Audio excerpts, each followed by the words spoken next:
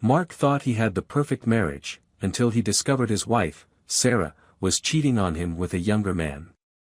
Fueled by betrayal and anger, he meticulously planned the ultimate revenge, exposing her infidelity to everyone in her life.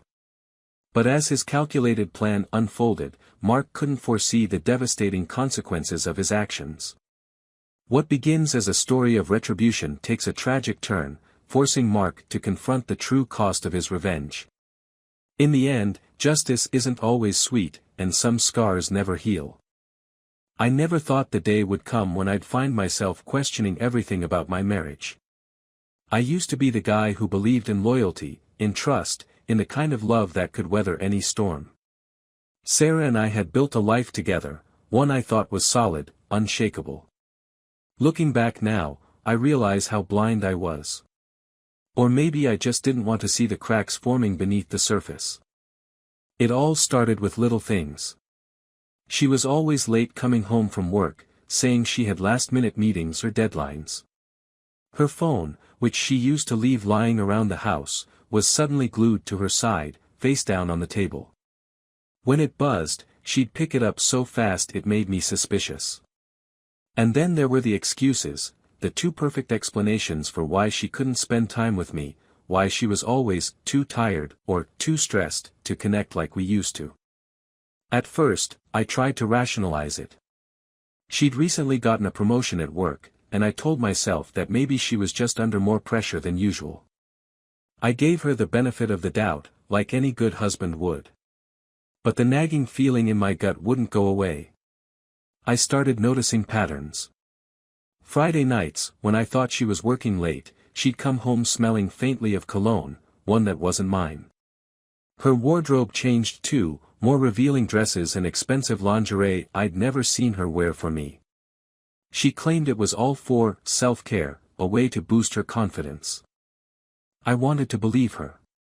God, I wanted to believe her so badly. But the pieces weren't adding up. One night, everything came to a head. We were sitting on the couch, watching some mindless Netflix series. She was scrolling through her phone, barely paying attention, when a text notification popped up. I glanced over instinctively, and in that split second, I saw it, a message from someone named Aaron. "Can't wait to see you again," it read, followed by a winking emoji. My stomach dropped. I must have stared at the screen too long, because Sarah quickly tilted her phone away and gave me a forced smile. "Who's Aaron?" I asked, keeping my voice as casual as I could manage. She didn't miss a beat. "Oh, just a guy from work. He's on my team. We're working on a big project together." I nodded, pretending to buy her story. But something about the way she said it, the way her shoulders tensed and her eyes darted away, told me everything I needed to know. Aaron wasn't just some guy from work. That night, I lay awake in bed, staring at the ceiling while Sarah slept soundly beside me. My mind raced with questions. How long had this been going on? Was it serious, or just a fling? Did she even love me anymore, or was I just a convenient paycheck to her? The anger boiled inside me, hot and relentless. But I didn't confront her. Not yet. I knew that if I went in guns blazing without proof, she'd deny everything, twist it around, maybe even make me feel like I was the one in the wrong. No, if I wanted the truth, and justice, I had to play this smart. The next morning, I made up my mind. I wasn't going to let her lies destroy me. If she thought she could betray me and walk away unscathed, she was in for a rude awakening. I started by keeping a closer eye on her. Whenever she left for work, I made note of the time. I paid attention to how often she checked her phone and who she was texting. And then, when she was out of the house one Saturday, I decided to take things a step further. I went through her laptop, which she rarely used anymore. It didn't take long to find what I was looking for, a folder full of saved emails and chat logs with Aaron. Reading those messages was like a punch to the gut. They weren't just flirtatious, they were explicit. She talked about how much she missed him, how he made her feel alive in a way she hadn't felt in years. The worst part? She'd written that she was only staying with me because it was easier than starting over. I closed the laptop, my hands shaking. Any lingering doubts I had about her infidelity were gone. But instead of confronting her then and there, I felt something shift inside me. The sadness I'd been carrying around for weeks turned into something darker, sharper. If she thought she could take me for granted, use me as her safety net while sneaking around with someone else, she was dead wrong. I spent the next few days plotting my next move. It wasn't just about catching her in the act anymore, it was about making her pay. If she wanted to lie and cheat and make me feel like a fool, I was going to show her exactly what happens when you underestimate someone like me. First, I needed evidence, something concrete, undeniable, that I could use against her. I installed a couple of hidden cameras around the house, discreetly tucked into places she'd never think to look. One in the living room, one in the bedroom. It felt wrong, invasive even, but I reminded myself that she was the one who'd broken our trust, not me. This was just insurance. It didn't take long to get what I was looking for. 2 days later, while I was working late at the office, she invited him over. Watching the footage later that night was like ripping my heart out of my chest. They were laughing, drinking wine, acting like they didn't have a care in the world. And then, as if it wasn't enough to humiliate me in my own home, they moved things to the bedroom. I turned off the video before it got any worse. I'd seen enough. Now that I had proof, I could have gone straight to her. I could have thrown the footage in her face and demanded answers. But something told me that wasn't enough. I didn't just want her to confess, I wanted her to feel the weight of her betrayal. I wanted to hit her where it hurt the most. That's when I started thinking about the bigger picture. Our finances, our social circles, even her reputation. Sarah had always cared about appearances, about being seen as the perfect wife and career woman. If I played my cards right, I could take all of that away from her. But first, I needed to make sure I was protected. If she wanted a war, I was going to make damn sure I walked away as the winner. I met with a divorce lawyer the following week, under the pretense of getting some financial advice. The lawyer, a sharp, no-nonsense woman named Lisa, didn't ask too many questions. She laid out my options, explaining how I could protect my assets and ensure that Sarah didn't walk away with more than she deserved. By the time I left her office, I felt more confident than I had in weeks.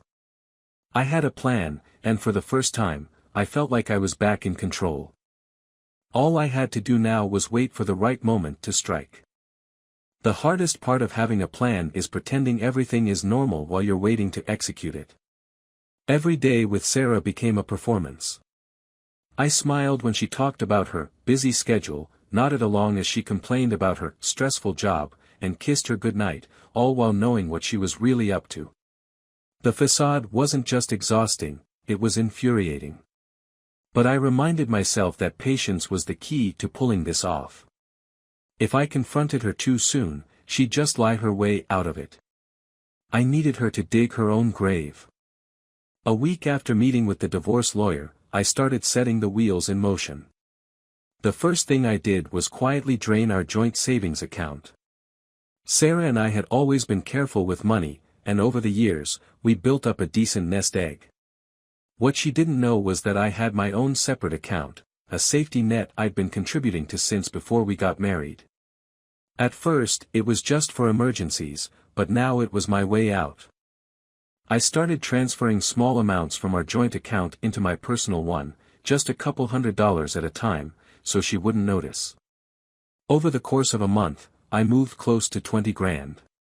By the time I was done, there was just enough left in the joint account to cover our bills, but not much else.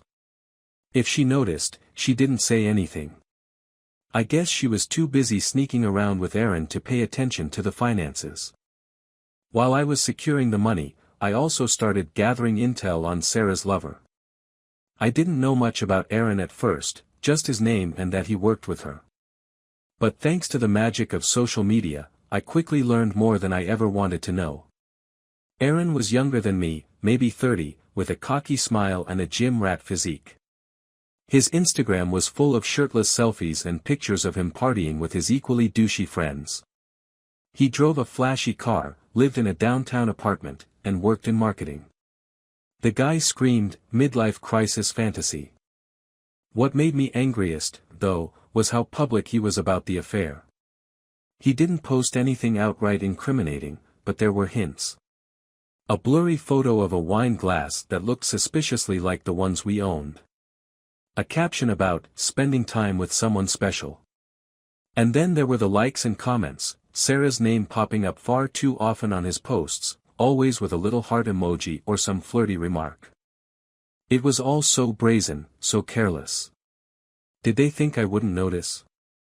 Or did they think I was too much of a pushover to do anything about it?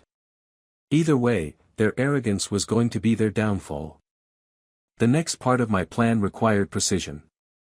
I knew I couldn't just blow everything up without a backup story, so I started planting seeds with our mutual friends. Whenever I had a chance, I'd mention how distant Sarah had been lately, how work seemed to be consuming her, and how I hoped we could reconnect soon. It wasn't exactly a lie, she had been distant, but the way I framed it painted me as the concerned, loving husband. I even confided in her parents during a dinner we had with them, saying, I just hope she's okay. She's been so busy lately, and I feel like we barely see each other anymore. Her mom squeezed my hand and said, You're such a good husband, Mark. She's lucky to have you. Lucky. The irony nearly made me laugh. At the same time, I started collecting evidence for what I was going to do next. The hidden cameras I'd installed had already given me plenty of incriminating footage, but I needed more than just videos. I went through Sarah's phone when she left it unattended, forwarding her texts and emails with Aaron to myself. I took screenshots of their chat history and even saved a few voice messages she'd sent him, sickeningly sweet things like, I can't wait to see you again, baby, and, you're the best part of my day. By the time I was done, I had a mountain of evidence. There was no way she could deny what she'd done. But I didn't just want the satisfaction of confronting her, I wanted to ruin her carefully curated image. Sarah loved being seen as the perfect wife, the dedicated professional, the woman who had it all. I was going to take that away from her in one fell swoop. It was time to set the trap. I booked a weekend getaway for the two of us at a luxurious cabin in the mountains. Sarah was surprised when I suggested it, after all, we hadn't taken a trip together in over a year. But I played the part of the loving husband perfectly, telling her that I wanted to reconnect and spend some quality time together. She hesitated, probably because it meant spending 2 whole days away from Aaron, but in the end, she agreed. The cabin was exactly what I'd hoped for, remote, romantic, and completely isolated. It had a cozy living room with a stone fireplace, a fully stocked kitchen, and a massive bedroom with floor-to-ceiling windows overlooking the woods.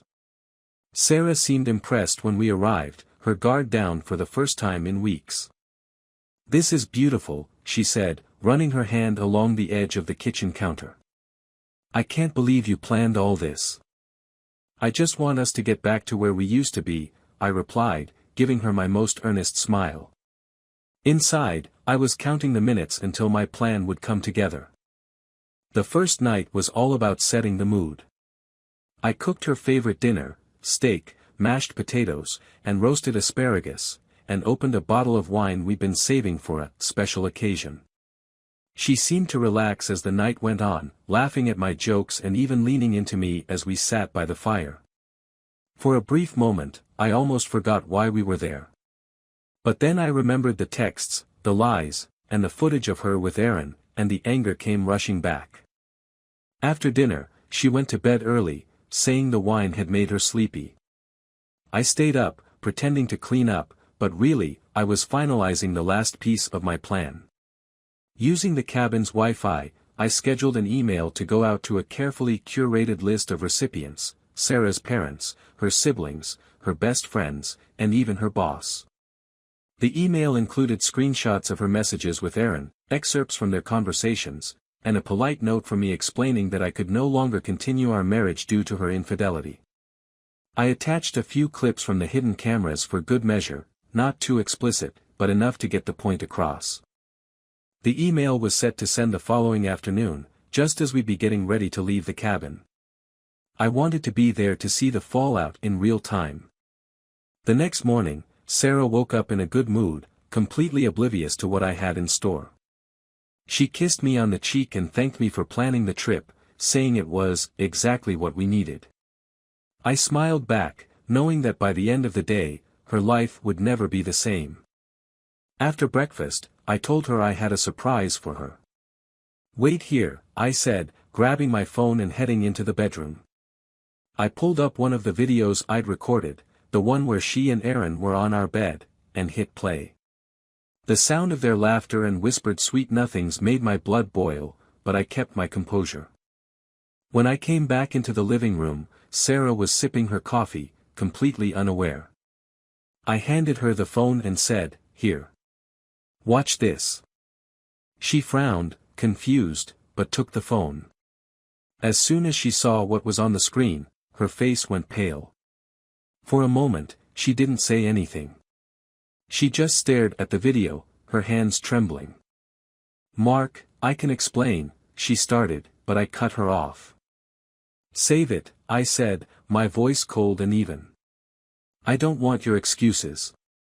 I just wanted you to see what I've been dealing with while you've been off playing house with Aaron."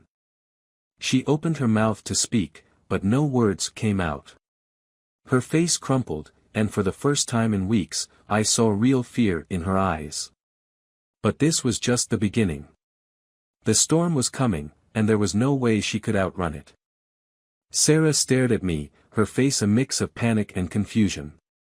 She opened her mouth to speak, but the words caught in her throat.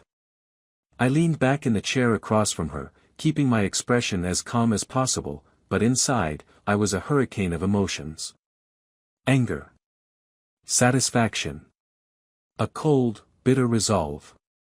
This moment was mine, and I wasn't about to let her manipulate her way out of it. "Mark, I swear, it's not what it looks like," she finally managed, her voice shaky and desperate. I let out a hollow laugh. "Not what it looks like? Really? Because it looks like you've been screwing another man in my house, in our bed, for months. So go ahead, Sarah. Tell me how I'm wrong. Spin one of your little lies. I could use the entertainment." Her eyes darted to the floor, and she wrung her hands together like a child caught stealing candy. "It was a mistake," she whispered. "I didn't mean for it to happen. It just did." I clenched my jaw, fighting the urge to yell. "It just did. That's the best you've got. Cheating on me wasn't some random accident, Sarah. You made a choice. Over and over again. And don't even try to tell me it only happened once, I've seen the texts. The videos. You didn't make a mistake. You had a goddamn relationship." Tears welled up in her eyes, and for a moment, I almost felt bad. Almost. But then I remembered the nights I'd stayed up wondering why she didn't love me anymore, the months I spent questioning myself, and the rage burned away any sympathy I might have felt. "I'm sorry," she said, her voice breaking.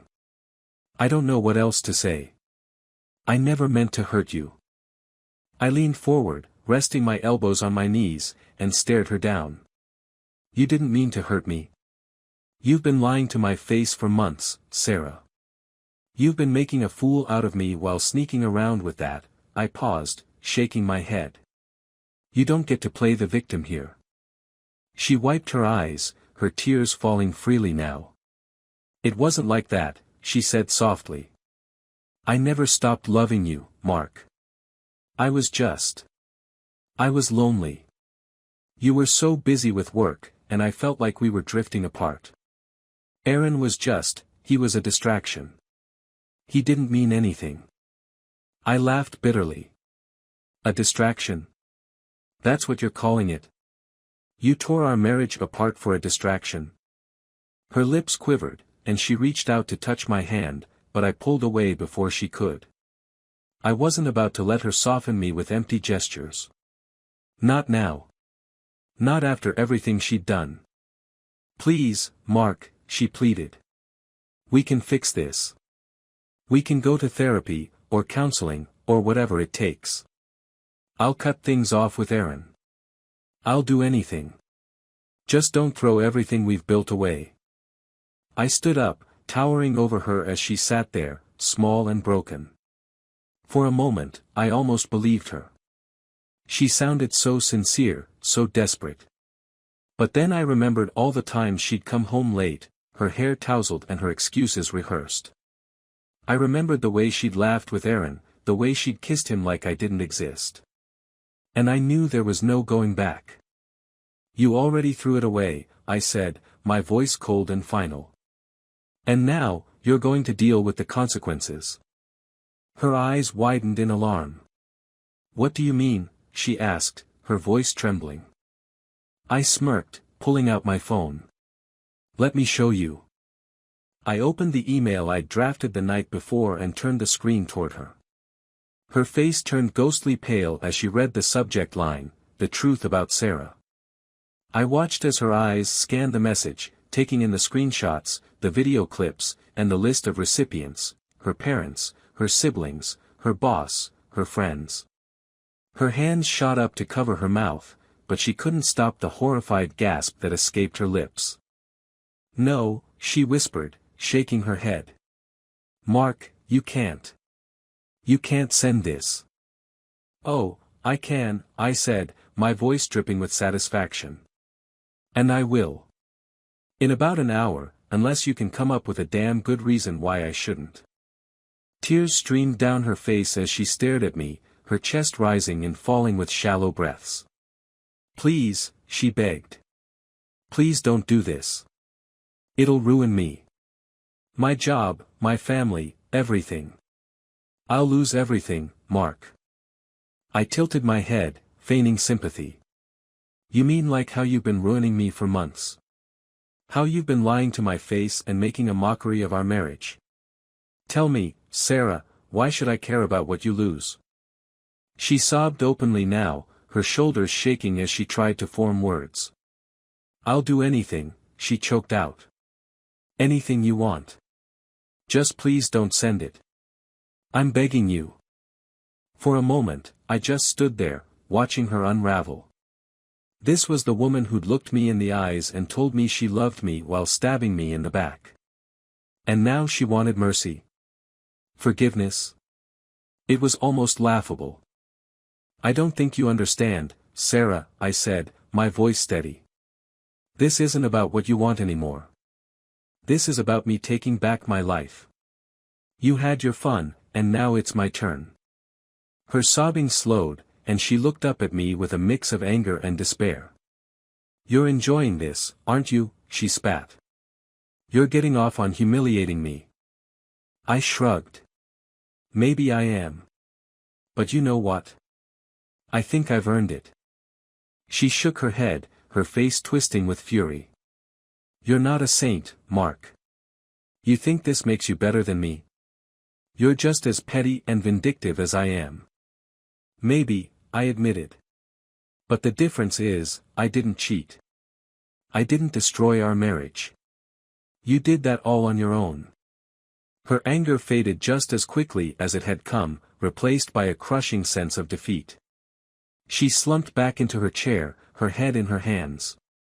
For the first time since this whole ordeal began, she looked truly broken. But I didn't feel sorry for her. Not one bit. The timer on my phone buzzed, signaling the final countdown. Well, Sarah, I said, slipping the phone back into my pocket. I think we're done here. Wait, she said, her voice barely above a whisper. What are you going to do? I turned toward the door, grabbing my jacket on the way out. That depends on you, I said over my shoulder. If you want to salvage what little dignity you have left, I suggest you start coming clean. Otherwise, everyone's going to find out the hard way. I left her there, sitting in that cabin, surrounded by the life she'd destroyed. As I stepped outside into the crisp mountain air, I felt a strange sense of relief. The weight I'd been carrying for months was gone, replaced by a cold satisfaction. For the first time in a long time, I felt like I was finally in control. The drive back to the city was quiet, the hum of the engine the only sound. I didn't check my phone, didn't think about what Sarah was doing or whether she was trying to stop the inevitable. Whatever happened next was on her. I'd given her the rope, now it was up to her whether she used it to climb out of the hole she'd dug or hang herself with it. By the time I pulled into the driveway of our house, I felt a sense of calm I hadn't experienced in months. Sarah had made her choices, and now, I'd made mine. This was the beginning of the end. And I was ready for whatever came next. When I walked back into the house later that evening, it was eerily silent. The kind of silence that makes the hairs on the back of your neck stand on end. I half expected to find Sarah waiting for me, ready to launch into another round of pleas or pathetic excuses. Instead, the house felt cold, lifeless. I glanced around, noticing her purse wasn't by the door, and her coat was missing from the rack. Maybe she wasn't back from the cabin yet. Maybe she decided to run to Aaron's place. I told myself I didn't care either way. I dropped my keys on the counter and poured myself a glass of whiskey, savoring the quiet victory. My plan had worked. Sarah was broken, exposed, and ruined. The email had gone out as scheduled, and by now, everyone in her life knew the truth. I'd even received a few texts from her friends and family, offering me their sympathy and support. Her mother, always polite and measured, had written, "Mark, I don't know what to say. I'm so sorry for what Sarah has done to you. Please let us know if you need anything." I sipped my drink, letting the amber liquid burn its way down my throat. I should have felt triumphant. Vindicated. But instead, there was this nagging emptiness in my chest. I tried to push it down, to tell myself it was just the fallout of months of betrayal and anger. But as I sat there in the quiet, staring at the empty space where her shoes used to sit, I couldn't shake the feeling that something was off. I picked up my phone, scrolling through my contacts until I landed on Sarah's name. I hesitated for a moment, my thumb hovering over the call button. Did I really care where she was? Or was this just habit? I told myself it was just curiosity, maybe even the last vestiges of guilt trying to worm their way into my conscience. I pressed the button and waited as the phone rang. And rang. And rang. Eventually, it went to voicemail. I frowned, setting the phone down on the counter. She was probably hiding out somewhere, licking her wounds and trying to figure out what to do next. I wasn't going to lose sleep over it. But then the doorbell rang, jolting me out of my thoughts. I walked to the door, half expecting it to be Sarah, ready to throw one last desperate plea my way. Instead, I was met by two uniformed police officers standing on the porch, their expressions grim. My heart skipped a beat. "Mark Harrison," one of them asked. "Yes," I said cautiously, my grip tightening on the doorframe. "What's this about?" The officer exchanged a glance with his partner before stepping forward. "Sir, we need to speak with you about your wife, Sarah." For a moment, time seemed to stand still. My mind raced, trying to make sense of what they were saying. "What about her?" I asked, my voice coming out sharper than I intended. The officer took a deep breath. "We're sorry to inform you that your wife was found earlier this evening. She passed away." The words hit me like a freight train. I stumbled back, gripping the edge of the door for support. "What?" I whispered, barely able to get the word out. "No, there must be some mistake." The officer shook his head. "I'm afraid not, sir. Her car was found at the base of a ravine near Blackwood Mountain. It appears she lost control and went off the road." The cabin. She'd been driving back from the cabin. My knees felt weak, and I leaned against the wall, trying to steady myself. She's dead?" I asked, the words tasting foreign in my mouth. "Yes, sir," the officer said gently. We're still investigating the exact circumstances, but at this time, it appears to have been an accident. There were no signs of foul play. An accident. My brain latched onto the word, trying to make sense of it. Sarah was gone. Just like that. The woman I'd loved, the woman I'd married, the woman I'd spent the last few months hating with every fiber of my being, gone in an instant. I barely heard the rest of what the officers said. Something about a coroner's report and contacting next of kin. They handed me a card with a number to call if I had questions, then left me standing there in the doorway, my head spinning. I closed the door and sank to the floor, my back against the wall. The glass of whiskey sat untouched on the counter, mocking me. I stared at it, my vision blurry with tears I didn't even realize were falling. Sarah was gone. The anger I'd carried for months, the cold, calculated rage that had fueled my every move, evaporated in an instant, leaving behind nothing but a hollow ache. I'd wanted revenge. I'd wanted her to hurt the way she'd hurt me. But I never wanted this. I never wanted her dead. I thought about the email I'd sent. The damning evidence I'd shared with everyone she cared about. Her parents, her siblings, her friends, her boss, they all knew now. And Sarah. Sarah had known it was coming. She'd read the email before I left the cabin.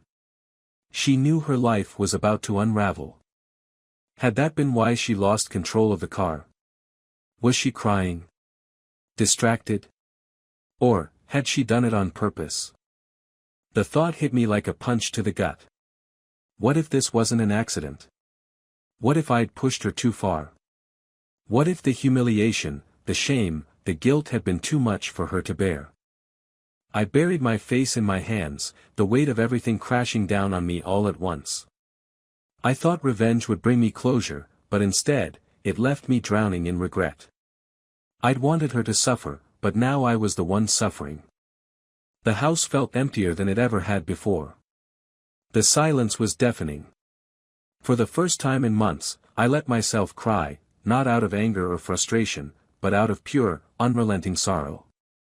I thought I'd won. But now I realized there were no winners in this game. Only casualties. Sarah was gone, and I was left with nothing but the wreckage of what we'd once had. My revenge had been precise, calculated, and devastating. But in the end, it hadn't just destroyed her. It had destroyed me too.